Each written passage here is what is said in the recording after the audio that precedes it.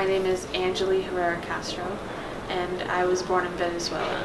And I came here when I was 4 years old, and I came to Columbus, and I've lived here my whole life. And I was undocumented up until I was 16, which is when we applied for DACA, but I didn't know my family was undocumented until middle school because my mom just felt like it was the right moment to tell me because I was thinking about college. So I graduated 5th in my class and I had like really high SAT score, but when I applied to Ohio State, I got in, but I didn't get a single scholarship. Even though I saw my friends with lower scores and less achievements getting way more scholarships, I wasn't eligible for any scholarship whatsoever. So for me, the hardest thing has been like going to college because I don't know how I can pay for it because I can't apply for FAFSA, so I don't get any kind of government loans whatsoever, so it has to be all private loans. And that's like the academic side. It's always, I don't know how I'm going to pay for college, and my family's always worrying. They're like, it's okay, we'll just get another job. And I'm like, no, because you already have like so many jobs, and I have a job, and I really don't want my parents to take on that burden because like I'm smart, so I should be getting scholarships. But I've just been working to pay for it, just save up like every cent, and that's how I pay for it. But I guess more on like the emotional side, it does get to me sometimes because I don't know if like my parents will get to see me graduate college or if my siblings will get to see me graduate college, because at any moment of any day, if my parents get pulled over, they could be deported. My name is Elvis Eldias. I'm a DACA recipient, have been since the program came out in 2012. I was born in Santa Cruz, Bolivia, and I was raised there until the age of 9.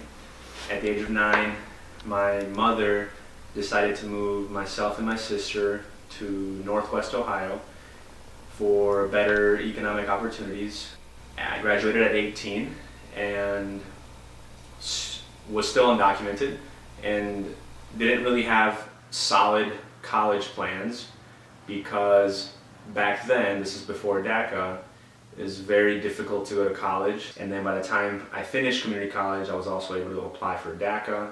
DACA was a program that President Barack Obama came out with in 2012, in the summer of 2012.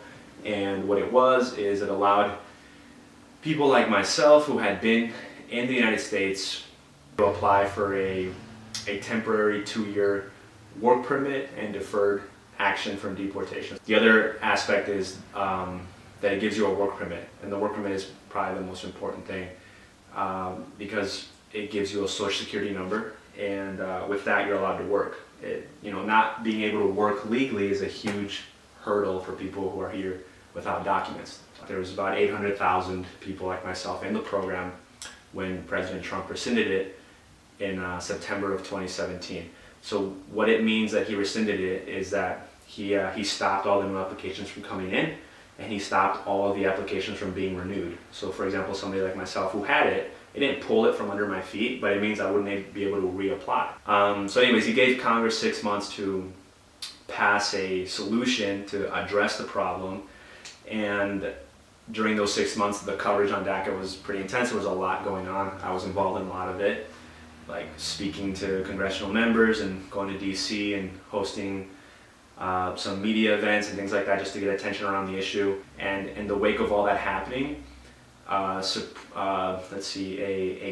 court case came out of California that sued the executive branch, saying that rescinding DACA or getting rid of DACA is unconstitutional. So that's what held up the process. The case is going to work its way up to the Supreme Court. It typically takes about a year, maybe a little less. So that's what's going on right now. It made me feel unwanted, but also at the same time controlled. I think it's funny how I can't travel to go see them, and they necessarily can't travel to come see me.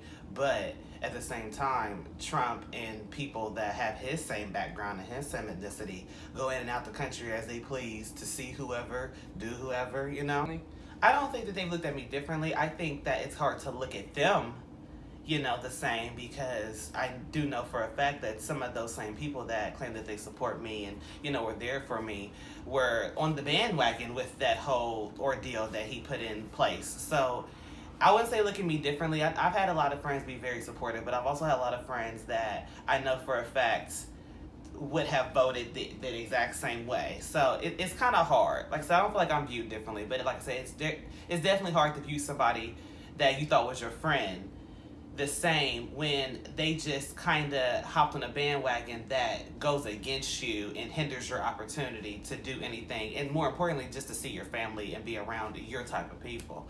So I definitely think that's a hardship. I am optimistic that there will be a positive outcome to this. I think a majority of Americans are supportive of Dreamers regardless of their political stance. They understand that we were brought here as kids and we didn't make a conscious decision to come to the USA.